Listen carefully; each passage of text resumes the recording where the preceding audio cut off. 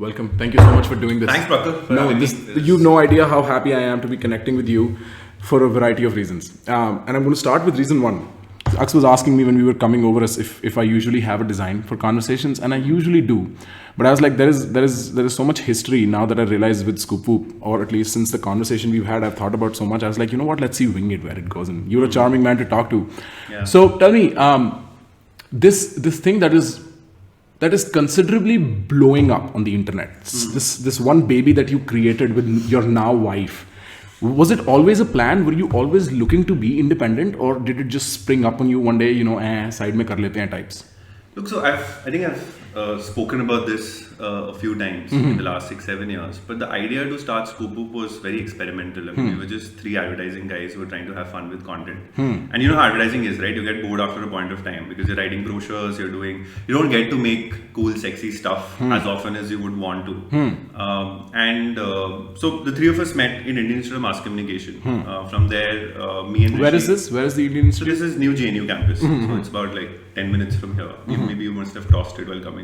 There were no protests, so I probably missed it. No, but they also have their own protests, right? Which is around fee hike. The 3 of us did advertising, diploma in advertising and public relations. After that, it's a 1-year course. It's a 9-month course, but पढ़ाई ज़्यादा होती नहीं है, but सीखने को बहुत कुछ मिलता है. Then me and Rishi joined Web Chutney. I joined as a junior copywriter. Rishi joined as a servicing intern. Shiparna then went to McCann Erickson and she joined as a copywriter. So we spent about 3-4 years in advertising. Both me and Rishi, we joined in 2009, and by 2013, I was leading the copy team in Web Chutney. Rishi was leading the client servicing team. And at that point, I was the youngest creative director in India at that point of time. I was only 23, 24 when I became a creative director, which was, I would like to believe that it was very unprecedented for that period of time. But advertising is very boring, right? Like I said, you don't get to make sexy stuff more often. But we were in the business of creating. Web Chutney used to do a lot of viral content at that point of time. So we understood content. We understood how brands want to associate with content. And it was also the time when a lot of youth-oriented, millennial-oriented publications in the US were blowing up. So there was BuzzFeed, there was Vox, there was Vice, something called an Upworthy had come up, and these guys were milking it, right? They were creating content for Indian millennials, and we realized that there's nothing like that in India. Like most of the content in India is still pandered to a slightly older audience, right? What traditional media houses used to do back then. And one fine day we said, "Kitna mushkil ho sakta hai, karke dekhte hain. Let's do it as an experiment." The idea was not to start a business or to start a media company. I think it was just 3 guys, 4 guys trying to have fun with content. And we wrote one article and we published it on our Facebook pages. And we went to bed in the morning. When we woke up, it had about 8,000 shares, 10,000 shares. In 2 days, it almost hit like 1 million views or whatever, half a million views. And we like, with 0 following, if we can get this is something that can work. Right. And the interesting thing is that for the first 1 year, Scoopwhoop was just a side project. It was during the day we had our day jobs, and in the night we were creating content for Scoopwhoop, and one thing led to the other, and here we are. So, I mean, the reason why I asked you that question is I have heard the story. I think you used the word accidental entrepreneur for that, yes. Right? And I see that I think most people who set out to chase anything akin to an experiment or a passion or a horizontal exploration find themselves to accidentally get to places. Yeah. But I've always been curious if there is a residual chemical X, like the Powerpuff Girls analogy for that, a residual chemical X in people who are really able to break the membrane into something more meaningful. So from our last conversation, we spoke about how there is only a very few companies who started around that era that survived the test of time. Correct. And I'm wondering quite directly, I should pry more indirectly in my more sober view, but more directly, is there a chemical X to your team or to yourself or to the way your operations run? It's interesting. I've been trying to find that chemical X, but I haven't been able to. I think I still have no idea how we tick, but we tick. It's incredible to walk into this office every day with 160 people around, and still I have to pinch myself sometimes to believe that this is actually happening, and I'm running the show at a company like Scoopwhoop, which is for whatever it's worth, is trying to do good work and trying to take the society forward. Right. I think it's if I really have to say that what I think is the most important aspect of running a business is the core team. I think if 3-4 people who really understand each other, if they come together and if they put their heart and minds to it, I think something incredible usually comes out of it.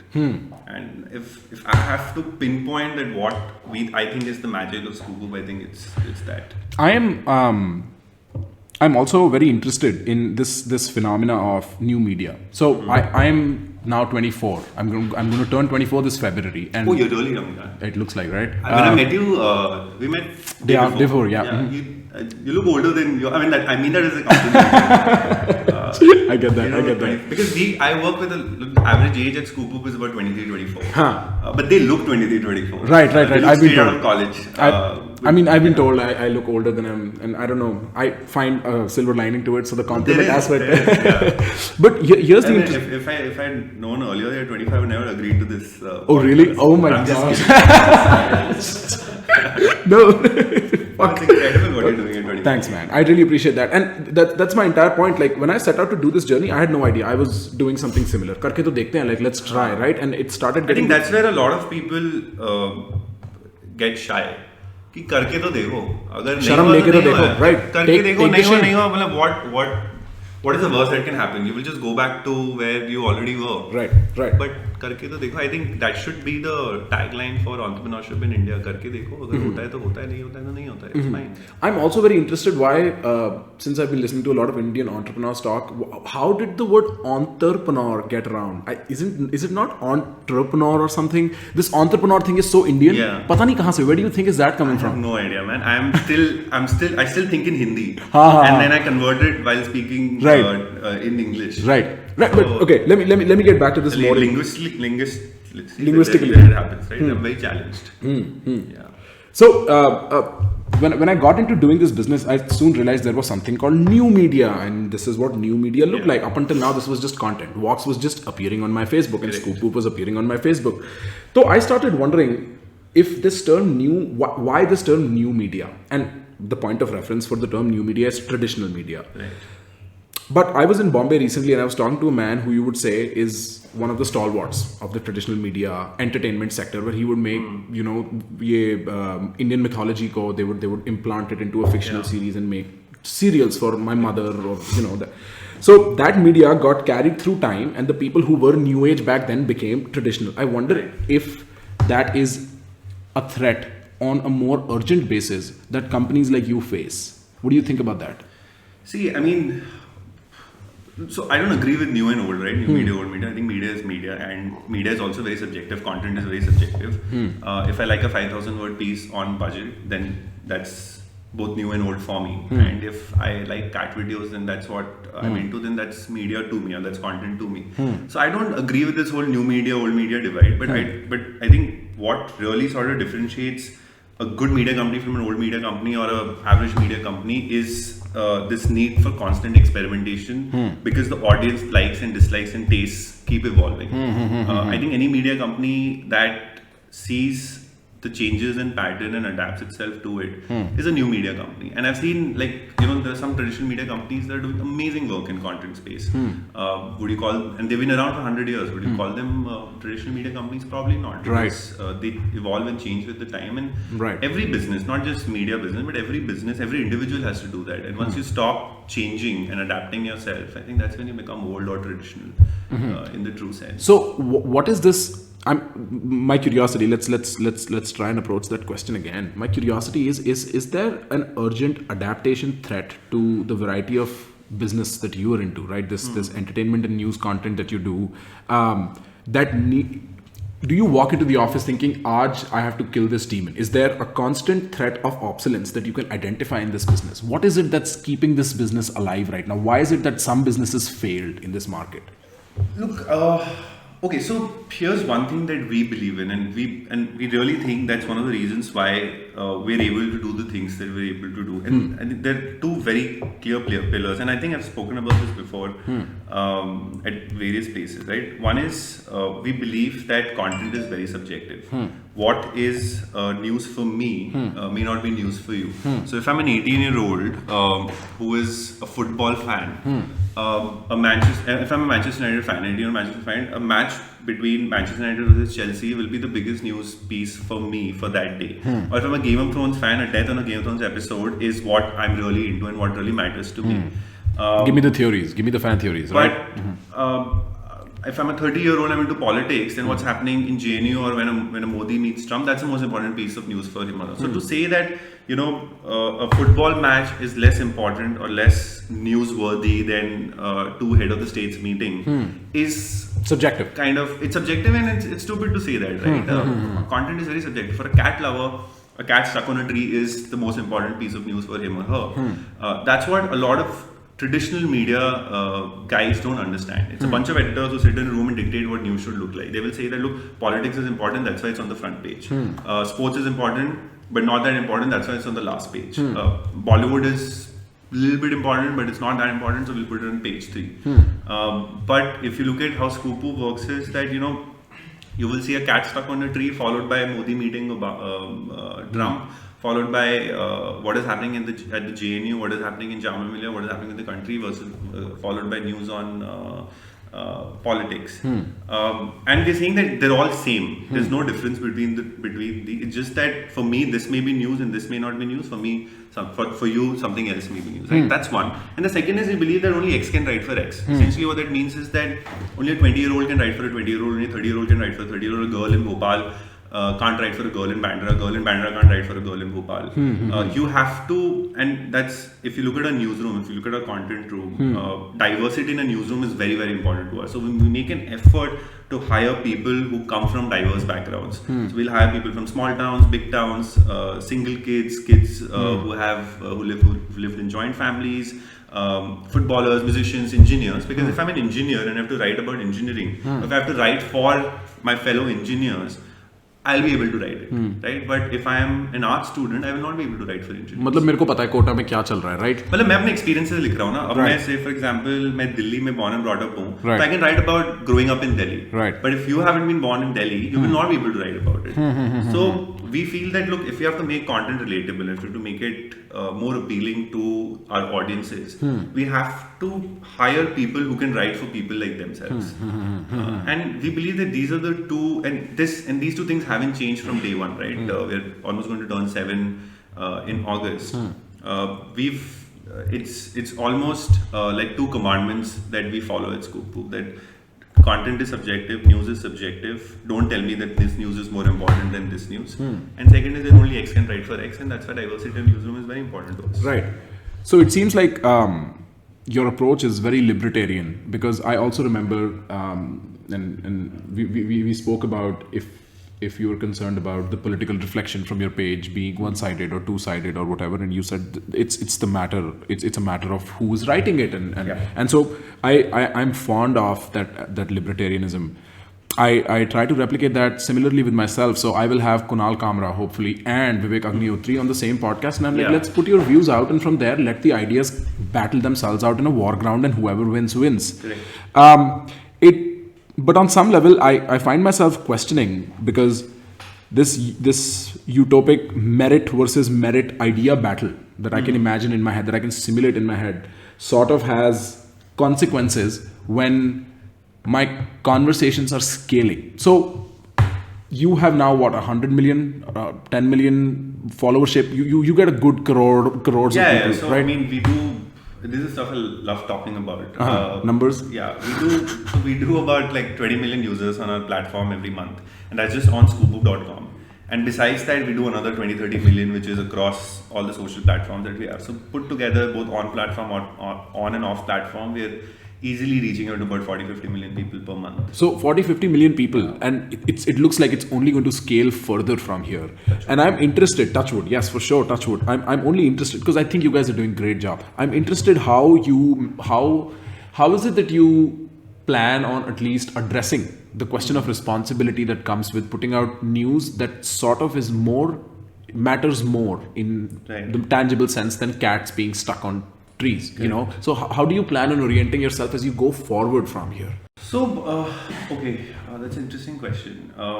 Look, we don't call ourselves a news agency, right?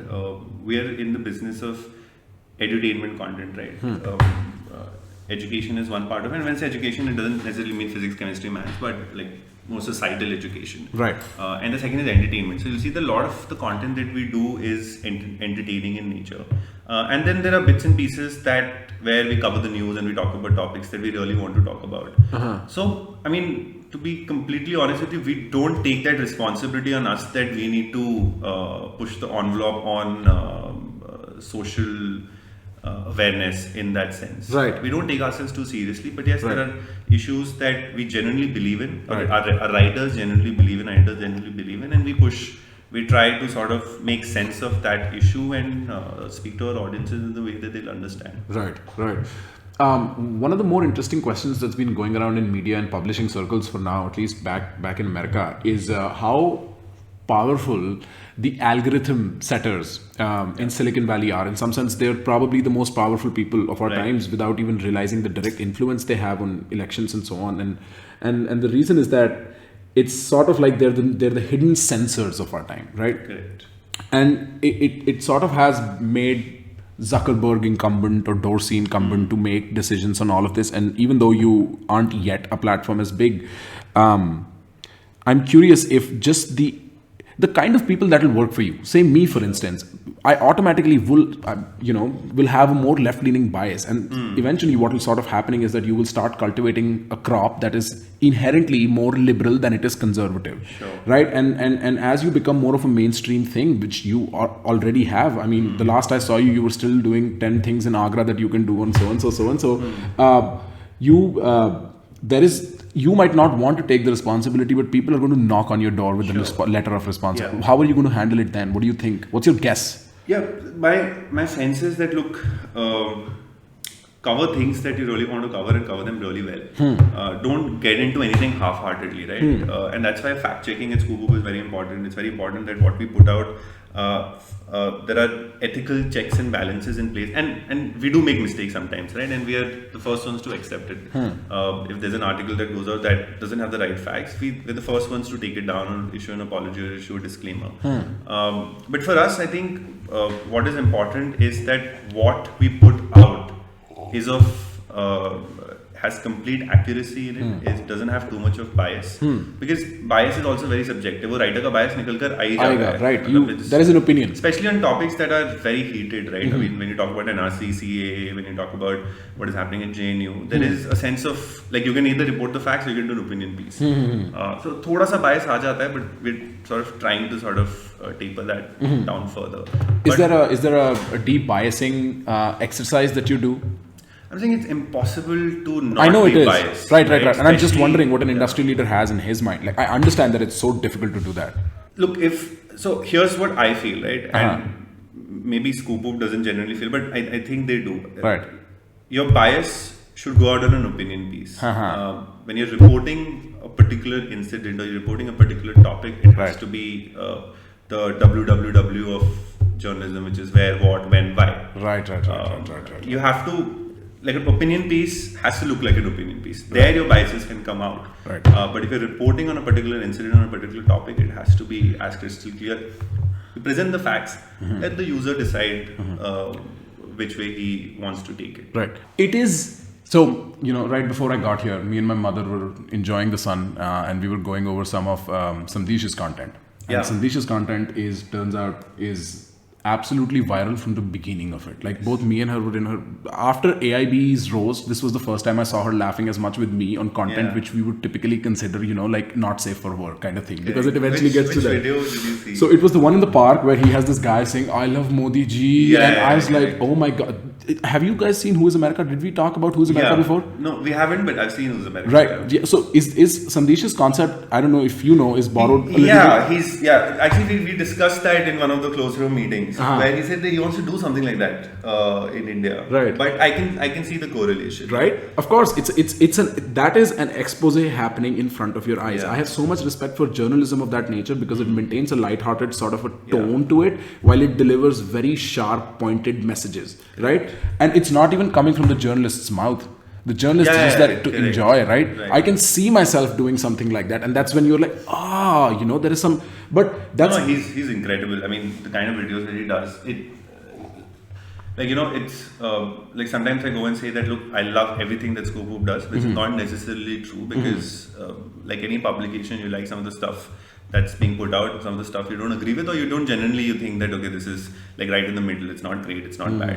But everything that guy puts out is some of my favorite stuff from Scoop is done by Samdhish. He must be one of your most prized assets, I think. At the Yeah, I mean, you wouldn't want to admit that. I don't want him to know this, but He's going to get pricey, huh? You have to also understand there's a whole team behind this, right? Right, of course. But of course, he's the face and he's doing a fantastic job. But Right. I think the credit also goes to the producers and the directors and the researchers who put in as much effort as he does in building everything together. Absolutely. But he has a knack with people. I would go on to say that he's the best anchor in India right now.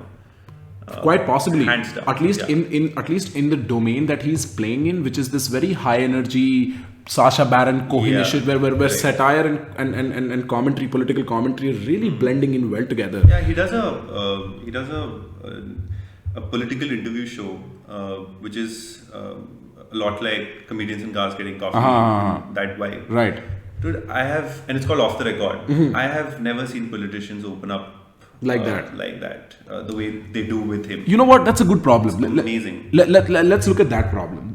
So you were in the media business. You were dealing with politicians and actors and probably cricketers. That I'm not that I've come across any, but these three tend to be the holy trinity of Indian culture. And there is a very thick wall. Like I've understood in about 20 episodes that I've been thinking about doing in India, that there is no point getting either politicians or actors because they have canned responses, right?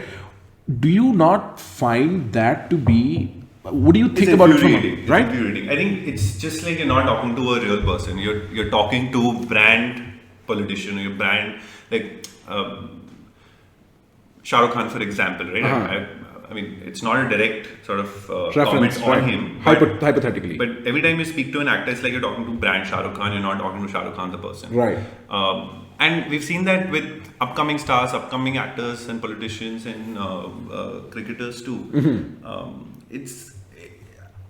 I can't remember one talk show with a celebrity that I've really enjoyed because you just don't see through them.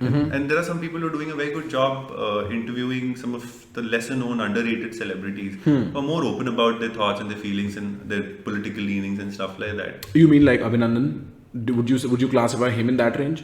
Abhinandan does a fantastic job. I think. For sure. Yeah, his podcast is one of my favorite podcasts that are airing right now. Right.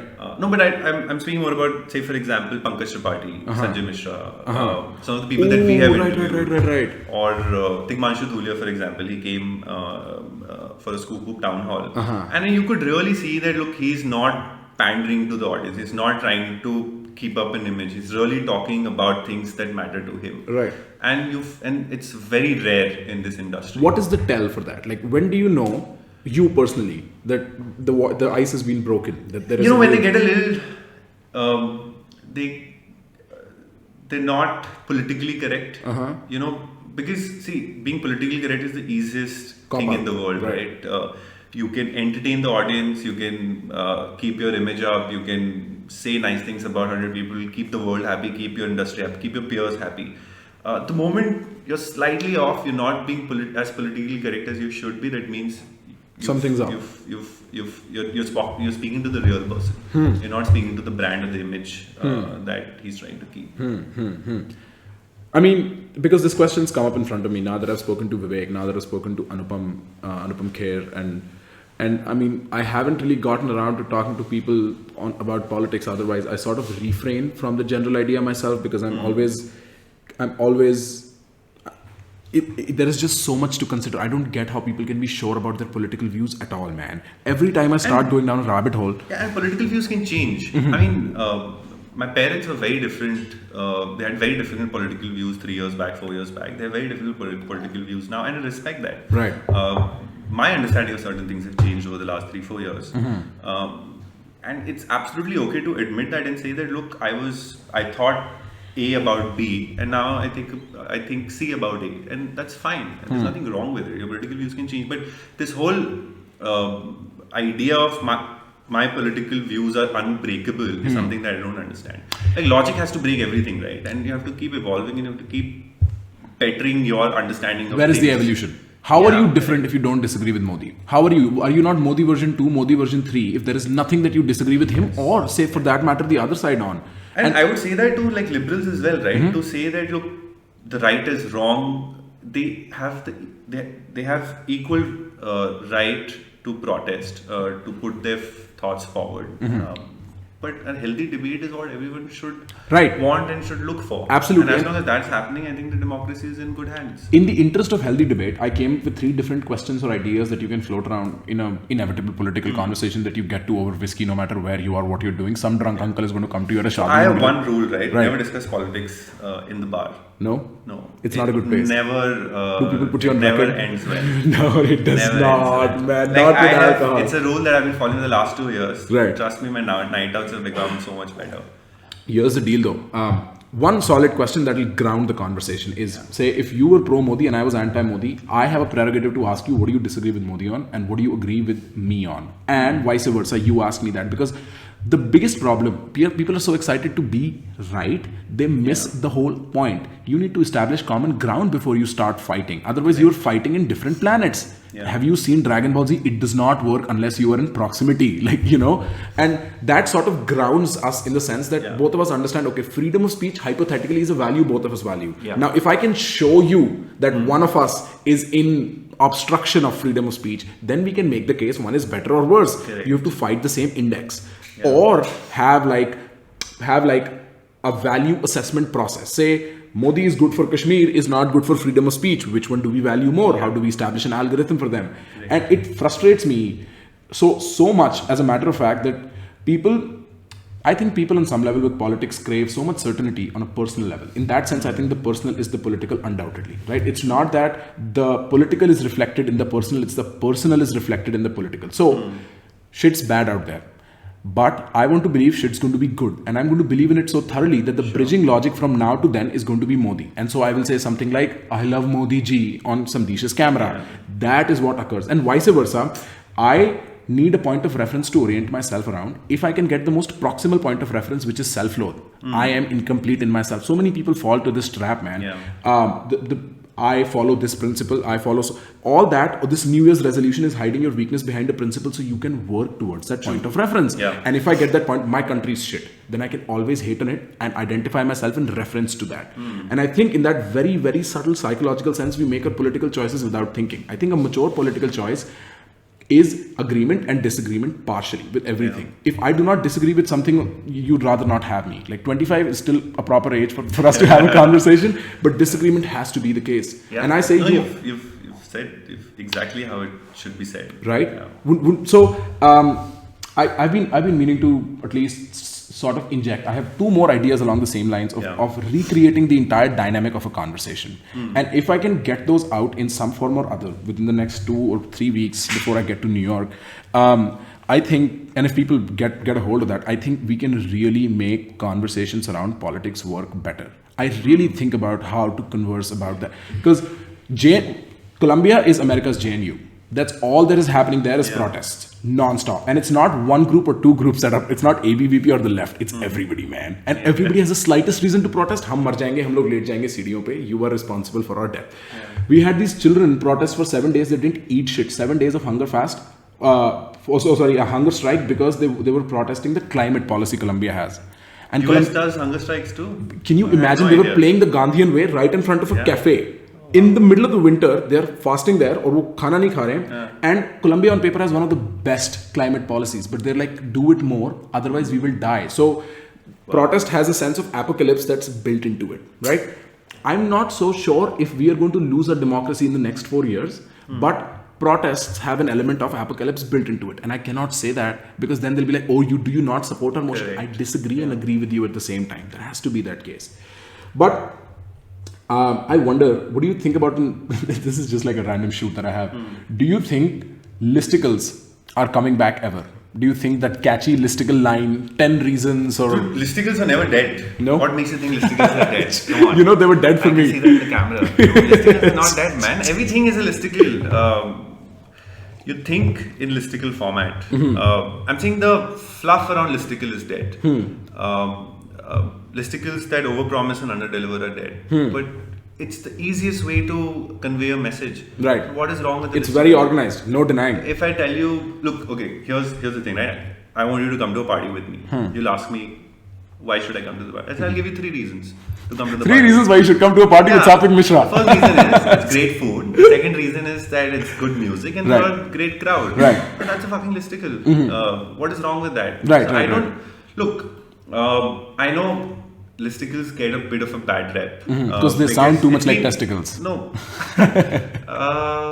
I mean, that's a good enough that's reason. very subjective, right? I mean, It's Freudian. That's because you're saying testicles are a bad thing, but they're No. I'm just messing with you. I was just messing. I love testicles. one No of doubt. the hardest things in the world. Right. But sorry, I lost my train of thought. Listicles are the best thing in the world. Yeah. Or not bad because. No, they've been bastardized because of there's a lot of fluff around listicles, right? You'll say that 10 reasons why India is the best, and it'll have stupid things like because people are great. Like, what the fuck does that? Dilli, Dilwalo ki Dilli. Dil That's wala enough. ki dil, yeah. Circular Like, logic. what the fuck does that mean? Right. Like, if you actually invest in listicle, right? You know, when we started, we used to write a listicle in 10 minutes. This was year 1. Year 2, it took us half an hour. Today, it takes us a day to write a listicle. Because there's an amount of research, there's an amount of time, that an effort that goes into a listicle. And if you're creating listicles of good value, then I've never met a single person who doesn't want to read a listicle. You've clicked on one, you know that. I have. That's why I unfollowed you in the first place because you know the whole the whole thing you say about don't overpromise and underdeliver. Yeah. And you admit to the fact that initially there was a lot of clickbaiting and a catchphrasing, you know. Correct. And I mean, I've had a recent maturity curve that I'm going to admit on camera now. So a lot of us, especially people who are educated with, you know, in Delhi and so on and whatnot, tend to be snobs when it comes to a certain particular kind of a media source, especially with content like TikTok. Who's on TikTok, and recently I realized, listen, it's just market, it's just numbers. It does not matter who's on TikTok as long as people are consuming it. You cannot say, oh, ye Nirma Sabun, Nirma Sabun kon use. It's right. And in my snobbish, immature self, it was like, come on, man, like I cannot do with one more thing that underdelivers. So I was like, unfollow. And from there, I wrote you guys off back when. And who am I to write you off? But in my head, I was like, Scoopwhoop's probably going to be that one joke of a website. We would replace the word Scoopwhoop for every time we wanted to crack a joke about non-serious media. And I think I had another friend working for you. Her name's Sakshi Jain. I don't know if she was working for you or she was the one who forwarded me to you. She was like, look into this guy, so and so on. And then I was like, wait a motherfucking second. When did all this happen?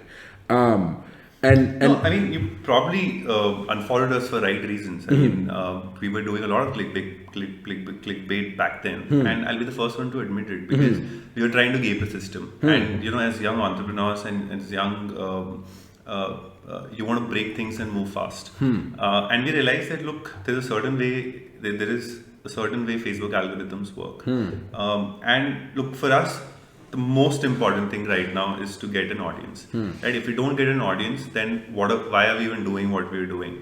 Because only when you get the audience, you can then give them the content that you really want to give them content, right? Or what you really want them to read or consume. So it was very important for us back then to game the system, to figure out the best possible way and the shortest route to creating an audience base for Scoop. And that point it seemed like clickbait was the best way to do it. So you'll see that if you do a search and you go back into 2013, I will find embarrassing 14, photos of 15, you. Probably not, but you'll find a lot of embarrassing articles written by me. Oh, okay, I used to very write interesting. at some point in time. Right. Initially, I used to write articles in Scoopwhoop, and they're probably the worst Did articles. you not on archive them? Scoopwhoop. No, I did not. I didn't think that was the right thing to do. Right. Yeah, we did that, and I'm the first one to admit it. But I mean, over the last, but we also realized that look, this is a limited time offer. Like you can do this, but this comes with an expiry date. You do this today, but you can't do this. You can't build the media company on this, right? You'll have to do meaningful content. You have to do content that, like I said, right, that gives you exactly what it promises. And we've been able to create that over the last 3-4 years. And maybe that's why we're still here and people are still reading us and Sorry about That's that. fine. That's fine. People are still reading us and they're still following us and they look forward to the kind of content that we create and we make. Absolutely. If I were to imagine myself going into the future, because I recently crystallized with doing PG radio for that matter, how much I love doing this and how much vision and passion I have for something like this, how much I'm willing to execute. Let's just put it more humbly, right? And I think you guys have been on to almost everything in some, one way or the other that I would dream of building in a company of my own, right? From Scoopwhoop Unscripted to investigative journalism in the form of what Samdhish does to even you were testing what, lie detector test the other day? Okay, tested. Right, yeah, okay. And that's a lifestyle entertainment platform. Right, and all of that is inherent essential value to the kind of people that I belong to, right? I can totally imagine my friend Aks looking at some of your stuff and then Akshal looking at some other stuff and myself looking at some of the stuff, and it caters to the breadth of need that I can understand. Yeah. But from what might become or what is probably the content king of India, what is the content that you consume apart from PG Radio? Yeah, so PG Radio is definitely my favorite podcast. I've been recently introduced to it, and I haven't been sleeping, man. Yeah, you've been thinking about me. Yeah, I've just been binging on it for the last. No, but jokes apart, I think what you're doing is incredible. I've got glimpses of the stuff that you're doing, and I promise to sort of deep dive into them further. Mm-hmm. You will be impressed, I'm sure. I'm sure, yeah. Mm-hmm. And I've seen your Instagram. I've seen stuff that you've done with Vivek and Anupam and all. Very fascinating. Just good conversations are a rarity in India right now, and to see some of that servicing is incredible to see. Right. Look, I mean, of course, Scoopwhoop is something that I read and consume. I like the stuff that OK Tested does a lot. Unscripted is again like some of the more serious and more political stuff that we do. I think it's very interesting to see the kind of content that team creates. But besides that, I read. So I don't read books, but I read a lot of articles from New York Times to Washington Post to Scroll. Some of my favorites in India are The Wire, Scroll. I like the kind of stuff that there's this business website called Your Story in India. They also do some incredible coverage of at least the startup space. Yeah. Do you fashion yourself as a businessman? Is that your orientation in life? No, that's my struggle in life. Like so I became the CEO because I was not very good at one particular job. I still remember that me, Shipan and Rishi were sitting on a table and we were like, when you're young and you're just starting the company, it's very, like one of the most interesting time is to give yourself titles, right? You know that CEO means jack shit. I know. Like it's just a fucking website right now and one blog. Right. But just because you form the company, you have to decide that who gets to be the CEO, who gets to be the chief operating officer. Right. Like that means anything at all then, right? But it's the most unadulterated conversation that you can ever have with your co-founders. Why do you mean that? It's so pure, it's so juvenile that the company is not even worth 1 rupee. Right. But you are dreaming. You're living in the future. Correct. Yeah. Right. And you're promising these people that I'm going to live in the future with you. So I see the sentiment there. Yes. Yeah. So I remember that conversation where Shipana said, "Look, I'm very good at content. So I think I should be the chief creative officer." Rishi said. So then I told Rishi, you're very good with sales. So you should be the operating officer. I'm neither good with sales nor good with content, so I should be the CEO because my job will not be specific to one particular. And you were not attracted to the power of being a CEO at all. And उस time तो पता ही नहीं था यार. उस time तो ये भी नहीं पता था कि ये company कब तक चलेगी. Right. Our whole thing was that we'll do this for a couple of months. For us, it was an experiment, right? It was a side project. We'll do it for 2 months. We'll get the kicks out of it and we'll shut this down. Go back to my dream was to become a national creative director before I turned 30, which apparently I had to leave midway for this. Right. Yeah. I'm so sorry for you. You will not believe this. I was sitting once with the CEO of Web Chutney, and I had just joined. I was an impressionable 21-year-old, and I go out for a drink with him. I shouldn't be saying that. I was below the drink. There was no drinking. There was no drinking. No, there was drinking. Oh, but this wasn't in Delhi, where the minimum drinking is 25. Delhi police देख रही है bro. Delhi police कह रही है 21. अच्छा ठीक है फिर. Then what happened? Quote unquote, this is Bombay. So I went out drinking with him and he said that, Sattvik, what is your dream in life? And I used to be paid 6,000 rupees a month, right, when I joined. So I told him, Siddharth, you know what my dream is? My dream is to earn 1 lakh rupees. The day I earn 1 lakh rupees, I would not want a single rupee more. And then he said to the bartender, "Isko ek large aur lekar aao," because he told me that look, life is all about shifting goalposts, right? You may think that this is where you want to be, but once you get there, your dreams will become bigger and your goalposts will shift further. And I think that is something that stuck with me, and I think I don't say I don't answer those questions stupidly anymore. Right. At where I want to be in life and what I want to do 5 years from now or 10 years from now. Right. You need to have short-term goals, and you have to do everything in your life everything in your power to achieve them. And once you get there, find your new goal. Right. Do you not worry if the treadmill's ever going to end? Like, where is it that you're going to be like, Why okay. should the treadmill end? I mean, is there no tire? There is.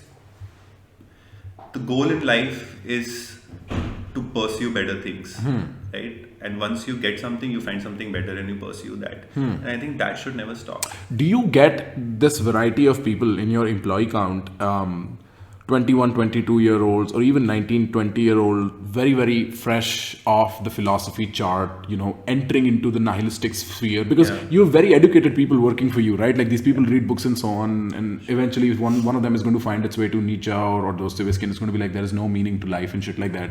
Do you get a lot of people like that at all here? We get people of all kinds. Yeah. We've hired dropouts, and we've also have data scientists working for us. What's your criteria? Like, what is it that you're looking for in a person when you're hiring them? Yeah, you have to be wired to the internet. It's as simple as that. We don't care about degrees. We don't care about which college you come from, whether you come from media college or from a science college or engineering college. Your ear needs to be on the ground. Is that what you're saying? You have to wear internet like the second skin.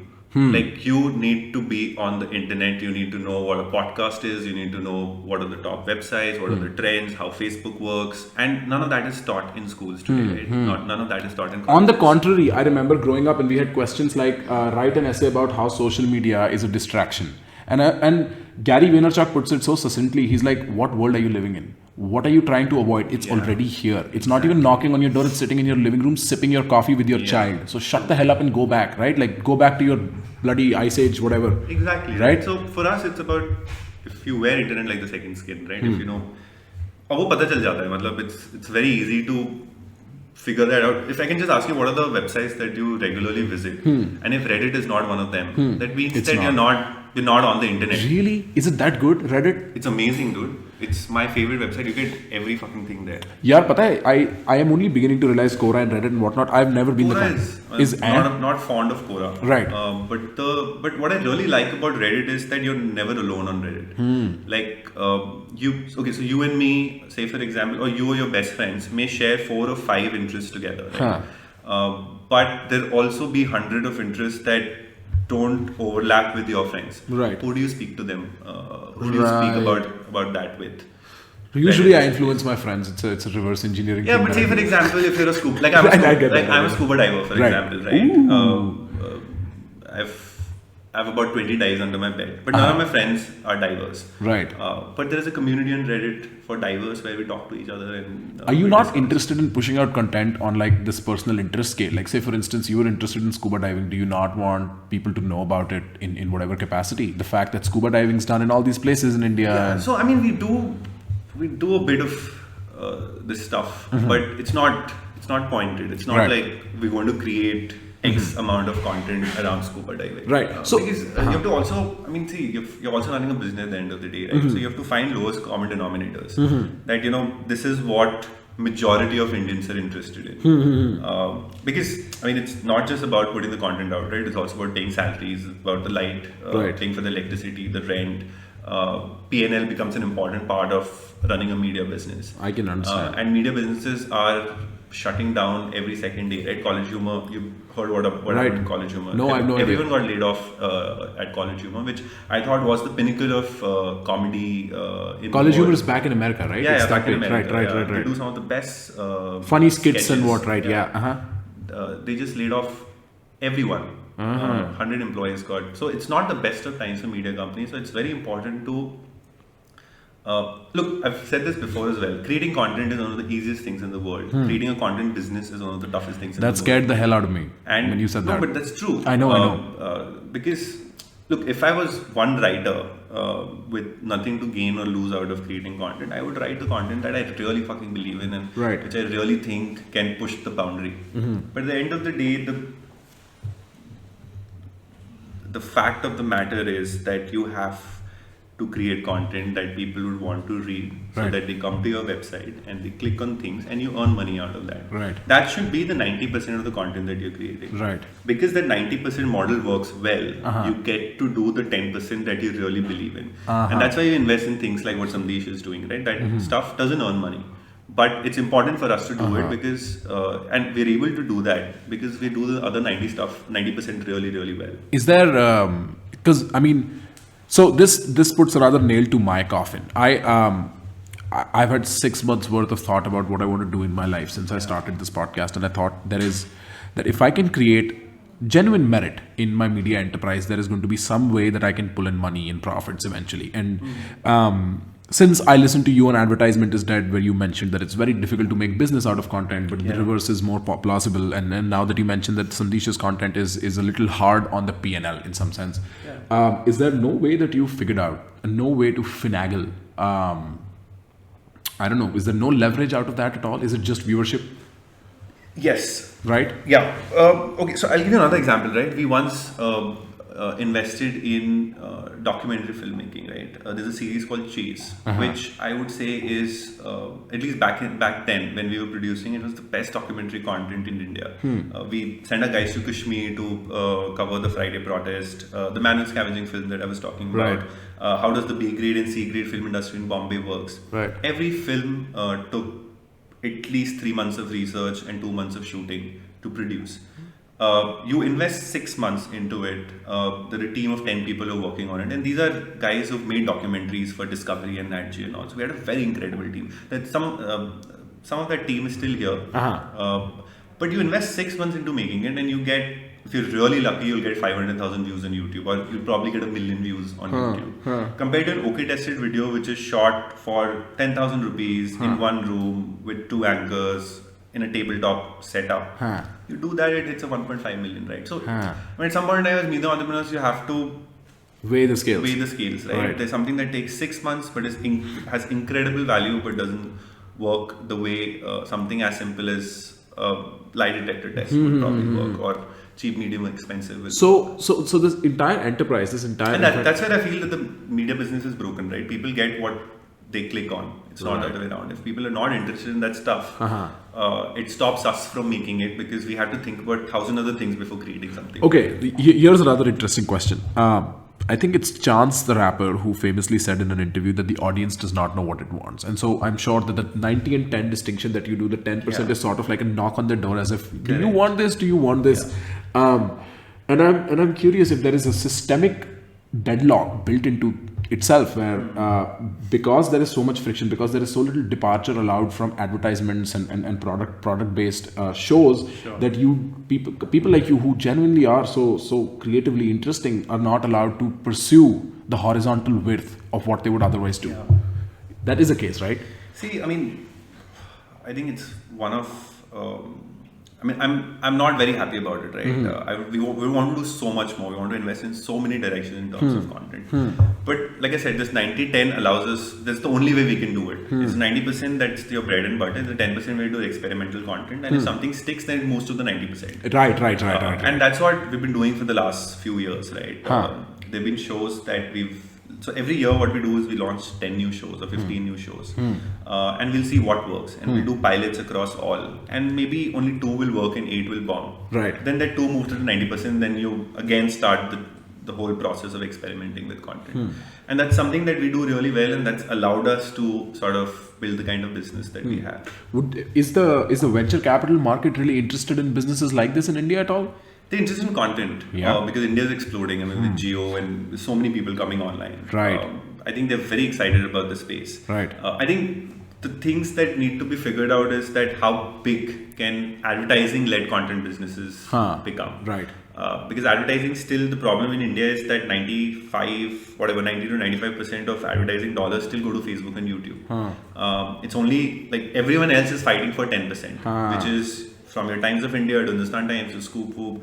So I think at some point in time, media businesses that can figure out a paid or a subscription model at scale are the ones who will win. And I mean, emerge that's as been the winners, trend in most industries. Even I was checking up, there is this thing called luminaries now, which is like a single platform where you'll have most of they signed good podcast shows, right? Yeah. And then they made them exclusive. They removed them from Apple and so on, and you get a common subscription for all of them. Right. So it's like a Tata Sky kind of a model or a Netflix kind of a model for podcast shows. And it seems like the subscription model is the only model that's willing to survive this wave of media. So subscription at scale. So see, there are a lot of subscription-based models in India as well. But the problem is that they're not at scale. Like they'll have 10,000 subscribers. Now that you can build a cute lifestyle business out of it, but you can't really change the world with it. Right. But New York Times is doing a good job with subscriptions, I've heard.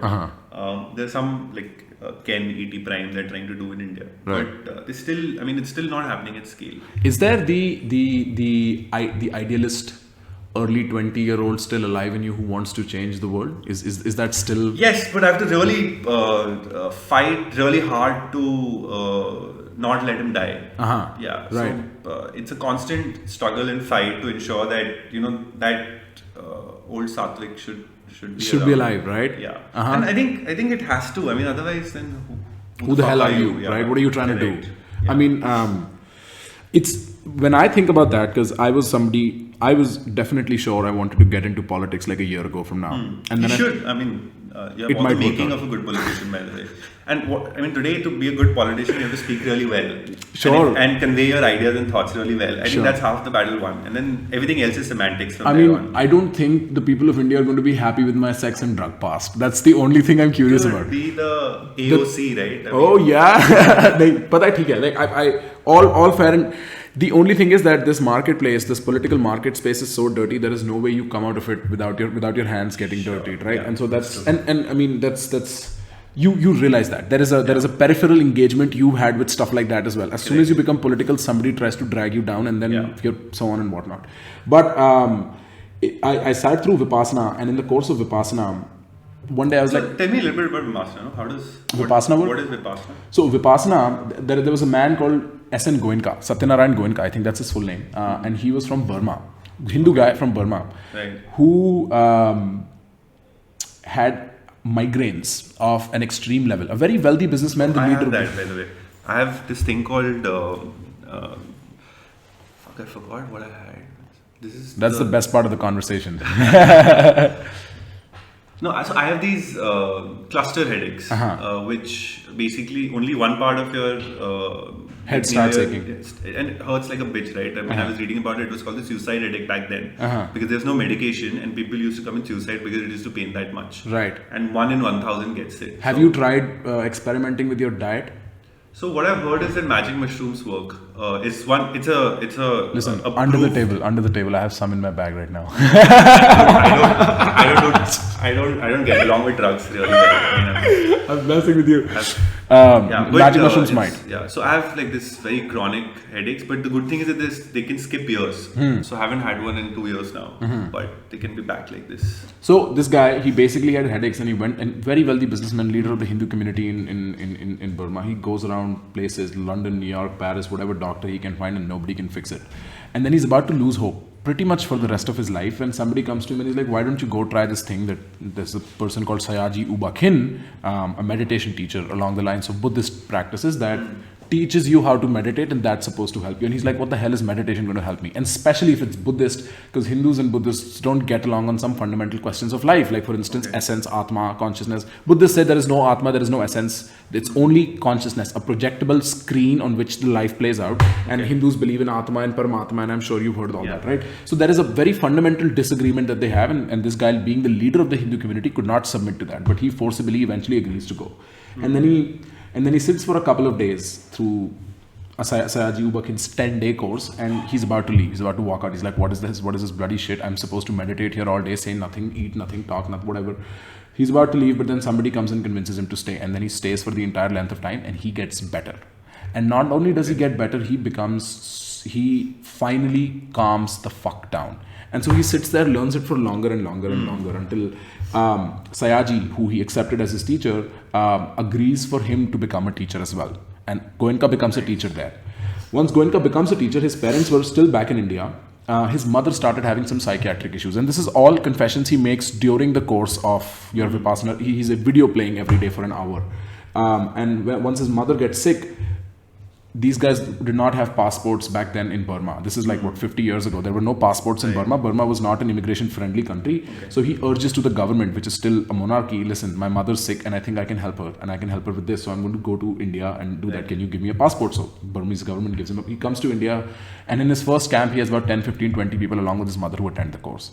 From which it gets to 100, from which it gets to 1,000. Till now, it is a global organization that works with zero fucking money. They don't charge you shit. They don't. You can just go and you just sign up. You just sign up online and you go there. They don't charge you shit. They'll never tell you, hey, there is money involved. Do you want to donate? None of that. They will tell you voluntarily. You can. If you want to. And here's the deal. They'll tell you, not before you finish will we ever even allow you to pay us money, and then you can pay us however much you want. Right. And I mean, I thought to myself, I'll pay $50. I'm a student. I don't have all that money. I ended up paying them 4 times that money by the time I was leaving. So what they do, and it helps, right? I'll tell you how it helps. What they do as soon as you walk in is they ask you to surrender all sense pleasures, from talking to like watching something, reading something, writing something. None of that. You don't communicate. You allow yourself to sink inside the darkness of your mind. You go to the dark side of the moon in the literal sense, and day by day you walk down that road of anxiety and fear, stuff that you've been hiding away from, talking away from, looking away from in your own head. Right. And parallelly they teach you this meditation method, which is very simple. Focus on your breath, focus on your body, nothing special, nothing magical about it, with no religious strings, no institutional strings attached to it. It's purely a meditative practice. They teach you how to apply a balm on the surgery that you're constantly doing in your head, and by the time you're hitting, and it becomes a battle. So you paid no money. You're sitting there, you paid zero amounts of money, and you're sitting there by yourself, frustrated as hell as to why you were here. You have the option to leave, but you will not, because you're fighting a battle in your head. You tell yourself, I would wake up every day and be like, tomorrow morning I walk out. I figured out a plan. I'm going to go to the pagoda, start shouting fuck, and they're going to throw me out because I'm disturbing everybody. You're not allowed to work out. No endorphins, no oxytocin, no dopamine, no serotonin, no feel-good hormones. You just go in. And no talking is there. No talking. You don't even make eye contact. You don't even make eye contact. For 10 days, you surrender everything. You just live with yourself. And then you see the monkey in your mind dancing. And they teach you how to tame that monkey. That is the entire process, put in short. And it's the most self-revealing thing I have ever been a part of. And this is just on a psychological level. On a physiological, the only reason I could take the leap of doing something like this, or even texting you for that matter, or telling you I'm 25 right in the middle of the conversation for you to reject me after, is because I understand who I am and where I'm coming from in a better fashion than I did a year ago. And there is no way in hell. Jack Dorsey does it like twice a year. He has to, with the amount of stress he has. Everybody who's everybody, anybody who's anybody in India, or for that matter around the world, is doing this secret, because they don't need popularity. Even the people who are working inside it don't get paid salaries. They volunteer. And it's people like you and I. I'll be like, okay, next time I'm going to go in there, volunteer. I'm going to make food for people. I'm going to arrange everything. I'm going to make sure everybody's having a good time while I meditate 8 to 9 hours a day still. So, and it turns out it's, like, I'm very, very skeptical of anything that comes from a religious place. That's why I'm skeptical of Sadhguru, even though I have a lot of respect for that man. But to be able to explain to me the phenomena of reality without ascribing yourself to a particular religion, or like random ambiguous scriptural wisdom of some nature. He constantly tells you, like, anytime I utter anything that's sectarian or something that you don't believe in, don't believe it. You do your practice. If you don't like it, walk away. If you like it, keep it with you. Every day. And the first day he appears, I looked at Goenka and he's like, listen, we're not here to philosophize and shit like that. And you probably can guess how much I'm fond of philosophizing. I was like, oh, halwai, tere ko kya pata hai? Like, in my head, I'm like, what do you know, man? Like, shut the fuck up about philosophy. And day 10, I was like, Guruji, please, mere ko na, like, keep me with you. There is, sometimes if I'm lost, I'll just play Goenka talking. There is so much sense in that humble man. And he had it figured. It sounds interesting, and it's something that I could subscribe to probably. With you all the would stress probably that's going on in my life. I'm so sure. I'm so sure. And they have centers across the world. They have centers. They have centers across the world, but India is the most dense center-wise. Right. So you have about 100 centers here. One like 5 minutes down this way, one 5 minutes down this way. Okay. You just want to pick a place where nobody is breaking rules. Correct. Because nobody must be talking for you to experience yourself. Sure. Nobody. And there is no doubt in my head. Like, Aks will attest to the fact that when he saw me right after Vipassana, I was a different person. There is an obvious depreciation. Oh, he's standing here. But there is an obvious depreciation that occurs over time. But it's by far, and I've chased drugs down like nobody. I've chased profundity down like nobody has. Like this feeling of epiphany from ayahuasca or whatever. Nothing does it better than Vipassana for me yet. So that's something you could consider. No, absolutely. I mean, I've been thinking of meditating, but it's just that you push it for another day. And No it's been more. happening for the last 5 Now years. that we're friends, no more. Yeah, probably 2020 resolution should be to... I have a podcast on it, on Vipassana. Right after I got back, I think it was with Aks and a few other friends, and they were asking me basic questions, FAQs, right? And I laid out everything that I could in a more, let's just say, I go into the psychology of it, the quote unquote spirituality of it, and so on, and I answer questions. You might be interested to start there. Okay. But we've been talking for about an hour. Let me close this off for you. Let me ask you one last question, right? And you have to say the first thing that comes to your mind. Let's do that one. Oh, I'm really bad at this, man. He's probably going to sip tobacco. I was recording a podcast with advertising, and he said, let's do this rapid fire. And he said, what are you good at? Okay, and then I take a long fucking break and I say comebacks. He was, and I could see the look on Varun's face. And he was like, dude, is this the best you could come up with? Oh, comebacks. Yeah. No, I'm just curious. From having led one of the most successful new media enterprises in India over the last 7 years, what are 3 lessons you would give me, somebody who's setting out on some sort of a course like this? Okay, so first Or thing is, anybody in content. Yeah, first thing is that it's really scary to do it all alone. If I wouldn't be able to do this if I was the only founder or the co-founder or the only founder of this company, right? I think it's incredibly important to have co-founders along the way. If you're running a business where you don't require the need to have a co-founder but have the right team around you, I think that makes all the fucking difference. The people you work with, the people who join you on this journey is the journey. Wherever the Destination might is, be. doesn't really matter. I think the second thing is, like I said, content and content businesses are two completely different things. Creating good content is not equal to creating good content businesses. Creating good content is easy. Creating good content business is incredibly hard, and we've been seeing examples of that in the last 10 years, right? The third is, dude, suno sabki karo apni. This is one line that I truly believe in. I've been blessed to have great mentors in my life over the last, especially when I became a self-employed person. I have great entrepreneurs, great mentors who have helped me in every aspect, whether it's personal, it's physical, it's something to do with the business. They're almost like your life coaches, right? And it's very important to have them in your life. I have none. So you should probably seek out, right? Probably Vipassana is... Possibly. Yeah. So you can just... इसको फेंक दे, आज तोड़ दे, please. So काट के ना side में रख दो. Right. I'm going to let that fly in the clip. Yeah. So I hope it's not an important call. No. It'll be fine. I like how you are saying no. Like it's like something like We've gotten friendly enough. Enough. Right. So and like this, karo sabki suno sabki karo apni. I think that's very important. Always go with your gut feeling. Take everyone's advice, but do what you really want to do. After measuring in everyone's advice. Yeah. So yeah, these are the 3 things. Okay. Do you have any questions for me? Yeah, I mein, when are you in Delhi next? I'm here for another 9 days. I'll be back, I think, May. I have a few plans because so... Are you a New Yorker now? Do you think of Desi. yourself as a New Yorker? I mean, It's a great fucking city, by the way. It's a good city to live in. I love that city. It's a good city to live in. But you don't want to die in New York. That's the question I ask myself when I move to a city. I don't want to die in New York. I want to be there for long enough to get the hang of New York, and it's fine. So listen, New York will give you anything and everything you want. You just have to find what assembly line do you want to be a part of. And if you're the part of the right assembly line, then you want to know how to own that assembly line. Once you have that, you can take that to fucking Bali and make money. Right. New York will teach you how to adult like nobody does. Kind of like Bombay, Sure. Bit, yeah. I mean, Bombay is just a lot more chaotic in that sense. New York's a lot more systemic in that sense. But I mean, I want mobility in life. I really do not want to settle for one thing. I think this is something I'm going to start, and it probably is going to end at a certain point, and I'm going to move on to further things. The only thing I chase in life, and I think you said something along the lines of pursuing better things is the goal. For me, it's just playing different games and getting good at games, right? So surfing is a game, content is a game right now. Right. So it's just games for me. It's the most liberating thing to a nihilist is to understand that there is limitation, so you're allowed to do whatever the fuck you want, and that's how I pursue life. So right now, New York's a game, Columbia is a game, PG Radio is a game, Prakhar ke Pravachan, which is going to be a new thing, is a game, and from there I'll see how it evolves, I'll see where it goes. But I'll be here back in May. Because if I'm going to be taking up a job in America, I'm going to look for a company much like yours. So I'm going to probably go to Vox or something and see if they have a camera-facing role for me or something.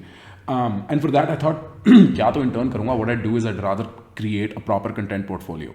Correct. That makes And sense. from if you have like a content portfolio already ready, I Right. think it's easier to get into one of these. And it's easier to not start at the bottom then. You can sort of work your way up very quickly. And I was like, I've always been a rebel. I've never trusted institutes. I don't think my school did me well. I don't think Institute of Chartered Accountants of India, if you're listening, I'm going to be with you soon. They did me well. So like, I don't think institutes do, they don't deliver to you on a personalized the level. education system is a different podcast altogether. Altogether. I can go on and on about it. Right. Oh no.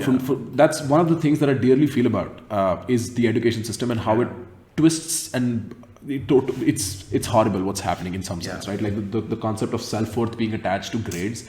However, so that's what I'm going to try and do. I'm going to try and approach it from the outside, see if it You're on works. the right track, man. I wish I had that clarity when I was your age, but I spent too long smoking pot, so the clarity sort of appeared to me in a dream. probably that's a mistake that I made. But no, I wish you the best, and I can see all the makings of you going in the right direction. No, I'm going to be in touch, man. I think I have never been so pleasantly impressed by somebody's vision in terms of what you guys are doing here, man. No, I mean it. I genuinely would not have lent it if I did not mean it. You guys are doing a phenomenal job changing culture in India. That's what I care about. Let's make the conversation sharper. Let's make the culture more evolved. Let's make it more specific. Let's no longer speak in ambiguities and romantics when we are talking about things that matter. So great job, Samdhish. I don't know if he ever listens to this. Great job to you. Great job to your fucking team and your co-founders. I'm happy this exists, man. Thank you so much. Ladies and gentlemen, Sattvik Mishra.